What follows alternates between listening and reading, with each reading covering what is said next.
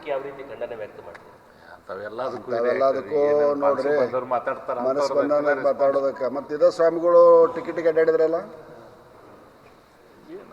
ಇದೇ ಸ್ವಾಮಿಗಳು ಕರ್ಕೊಂಡು ಅಡ್ಡಾಡಿದ್ರಲ್ಲ. ನೋಡ್ರಿ, ಯಾವುದೇ ಒಬ್ಬ ಸಮಾಜದ ವ್ಯಕ್ತಿಯ ಗೌರವವನ್ನು ಕಳೆಯುವಂಥ ಕೆಲಸವನ್ನು ಯಾರೂ ಮಾಡಬಾರ್ದು. ಮಾಡೋದ್ರಿಂದ ನಾವು ಯಾರ ಗೌರವ ಕಡಿಮೆ ಮಾಡ್ಬೇಕಂತ ಹೋಗಿರ್ತೇವಲ್ಲ, ಅವ್ರ ಗೌರವನ ಕಡಿಮೆ ಆಕೈತಿ. Why you are concentrating a single person? Society is more than single person. ಸಮಾಜ ಯಾವುದೇ ಒಬ್ಬ ವ್ಯಕ್ತಿಗಿಂತ ಭಾಳ ದೊಡ್ಡದು. ಆ ಸಮಾಜದಾಗ ನಾನು, ನನ್ನಿಂದ ಸಮಾಜ ಅಲ್ಲ, ಸಮಾಜದಿಂದ ನಾನು ಬೇಕಾದಾಗ ಉಪಯೋಗ ಮಾಡ್ಕೊಳ್ಳೋದು, ಬೇಡದಾಗ ಬಿಡೋದು, ಅದು ಯಾರಿಗೂ ಶೋಭೆ ತರೋದು. ಪೀಠಕ್ಕಾದ ನಂತರ 24x7 ಅಂತ ನಾವೇನು ಕರಿತೇವೆ, ಆ ರೀತಿ ಸಮಾಜದ ಸಂಘಟನೆಗೆ ಹೋರಾಟ ಮಾಡಿದ್ದನ್ನು ನಾವ್ಯಾರೂ ಪಂಚಮಸಾಲಿಗಳು ಮರೆಯುವಂತಿಲ್ಲ. ಇದೇ ಪವಿತ್ರ ಪುಣ್ಯಭೂಮಿ ಕೂಡಲ ಸಂಗಮದಿಂದ ಬೆಂಗಳೂರವರೆಗೆ ಸುಮಾರು 750 ಕಿಲೋಮೀಟರ್ ಪಾದಯಾತ್ರೆಯನ್ನು ಮಾಡಿ 8-10 ಲಕ್ಷ ಜನರನ್ನು ಅರಮನೆ ಮೈದಾನದಲ್ಲಿ ಸೇರಿಸಿ ಪಂಚಮಸಾಲಿ ಸಮಾಜದ ಶಕ್ತಿಯನ್ನು ರಾಜ್ಯಕ್ಕೆ, ರಾಜ್ಯ ಸರ್ಕಾರಕ್ಕೆ ಮತ್ತು ದೇಶಕ್ಕೆ ಪರಿಚಯಿಸಿದಂಥ ಕೀರ್ತಿ ಕೂಡ ಪರಮ ಪೂಜ್ಯ ಜಯ ಮೃತ್ಯುಂಜಯ ಸ್ವಾಮೀಜಿಗೆ ಸಲ್ತೈತಿ ಅನ್ನುವಂಥ ಮಾತನ್ನು ಹೇಳ್ತಾ, ಇವತ್ತು ಯಾವುದೇ ವಿಷಯ ಬಗ್ಗೆ ನಾವು ಹೆಚ್ಚಿನ ಚರ್ಚೆಯನ್ನು ಮಾಡಿಲ್ಲ. ಅವರಿಗೆ ಒಂದು ನೈತಿಕ ಬೆಂಬಲವನ್ನು ಕೊಟ್ಟು ಇವತ್ತು ಸನ್ಮಾನ್ಯ ಬಸವಗೌಡ ಪಾಟೀಲ್ ಯತ್ನಾಳ್ ಅವರು ಬರೋರಿದ್ದರು. ನಿನ್ನೆ ನಡೆದಂಥ ಹುಕ್ಕೇರಿ ಕಾರ್ಯಕ್ರಮದಲ್ಲಿ ಬೆಳಗಿನ ಜಾವ 4:15 ಮಟ್ಟ ಅಲ್ಲಿದ್ದು ವಾಪಸ್ ಬರುವಾಗ ತೀವ್ರ ಜ್ವರದ ಬಾಳೆಯಿಂದ ಬಳಲಿ ಹಾಸ್ಪಿಟಲೈಸ್ ಆಗಿದ್ದಾರೆ. ಆ ಕಾರಣಕ್ಕಾಗಿ ಅವರು ಬಂದಿಲ್ಲ.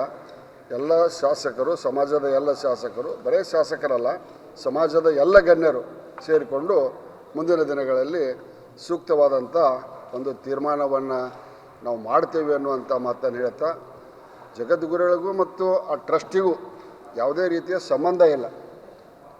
ಆ ಟ್ರಸ್ಟಿಗೆ ಇವರನ್ನು ಹೊರಗೆ ಹಾಕುವಂಥ ಅಧಿಕಾರವೂ ಇಲ್ಲ. ಆ ಕಾರಣಕ್ಕಾಗಿ ಸಮಾಜ ಬಾಂಧವರು ಯಾವುದೇ ಗೊಂದಲಕ್ಕೆ ಒಳಗಾಗಬಾರ್ದು.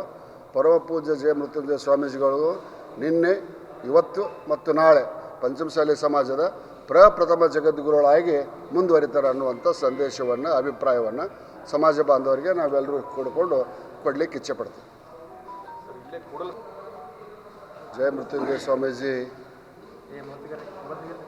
ಕೂಡಲಸಂಗಮ ಪೀಠ ನಮ್ಮ ಸಮಾಜದ ಪ್ರಪ್ರಥಮ ಜಗದ್ಗುರುಗಳು. ಇತ್ತೀಚೆಗೆ ನಡೆದಂಥ ಬೆಳವಣಿಗೆಯಿಂದ ಇಡೀ ರಾಜ್ಯದ ಪಂಚಮಸಾಲಿ ಸಮಾಜ ಸ್ವಾಮಿಗಳಿಗೆ ಆದ ಅನ್ಯಾಯದ ವಿರುದ್ಧ ತೀವ್ರ ನೋವನ್ನು ವ್ಯಕ್ತಪಡಿಸ್ತಾ ಇದೆ. ಇವತ್ತು ನಾನು, ಸ್ನೇಹಿತರು, ಶಾಸಕ ಮಿತ್ರರಾದಂಥ ಅರವಿಂದ್ ಬೆಲ್ಲದ್ರವರು, ಮಾಜಿ ಶಾಸಕರಾದಂಥ ಹರಿಹರದ ಶಿವಶಂಕರ್ ಅವರು, ಡಾಕ್ಟರ್ ಕಡಪಟ್ಟಿ ಅವರು, ಮಹೇಶ್ ಅವರು, ಎಲ್ಲರೂ ಸಿದ್ದು ಸೌದಿ ಎಲ್ಲರೂ ಸೇರಿಕೊಂಡು ಸ್ವಾಮಿಗಳಿಗೆ ಒಂದು ನೈತಿಕ ಧೈರ್ಯವನ್ನು ತುಂಬಲಿಕ್ಕೆ ಇವತ್ತು ನಾವು ಇಲ್ಲಿಗೆ ಆಗಮಿಸಿದ್ದೆವು. ಇಡೀ ಪಂಚಮಸಾಲಿ ಸಮಾಜ ಇರ್ಬೋದು, ಮಲೇಗೌಡರು ಇರ್ಬೋದು, ಎಲ್ಲ ಸಮಾಜ ಶ್ರೀಗಳ ಬೆನ್ನಿಗೆ ಅಖಂಡ ಒಂದು ಬಂಡೆಯಂತೆ ನಾವೆಲ್ಲರೂ ನಿಂತಿದ್ದೇವೆ. ಇವತ್ತಿನ ನಮ್ಮ ಸಭೆಯ ಉದ್ದೇಶ ಶ್ರೀಗಳಿಗೆ ನೈತಿಕ ಬೆಂಬಲವನ್ನು ಕೋರುವುದು, ಮುಂದಿನ ನಡೆಯ ಬಗ್ಗೆ ಸಮಾಜದ ಎಲ್ಲ ಗಣ್ಯರನ್ನು, ಹಿರಿಯರನ್ನು ಸೇರಿಸಿಕೊಂಡು ಕೆಲವೇ ದಿವಸಗಳಲ್ಲಿ ಬಾಗಲಕೋಟೆ ಇರ್ಬೋದು ಅಥವಾ ಹುಬ್ಬಳ್ಳಿ ಧಾರವಾಡ ಇರ್ಬೋದು, ಎಲ್ಲಾದರೂ ಒಮ್ಮೆ ಒಂದು ದೊಡ್ಡ ಸಭೆಯನ್ನು ಮಾಡಿ ಮುಂದಿನ ನಡೆ ಏನಿರಬೇಕು ಶ್ರೀಪೀಠದ ಅನ್ನೋದನ್ನು ನಿರ್ಧಾರ ಮಾಡಲಿಕ್ಕೆ ಸ್ವಾಮೀಜಿಯವರ ಜೊತೆಗೆ ನಾವೆಲ್ಲರೂ ಚರ್ಚೆಯನ್ನು ಮಾಡಿದ್ದೇವೆ.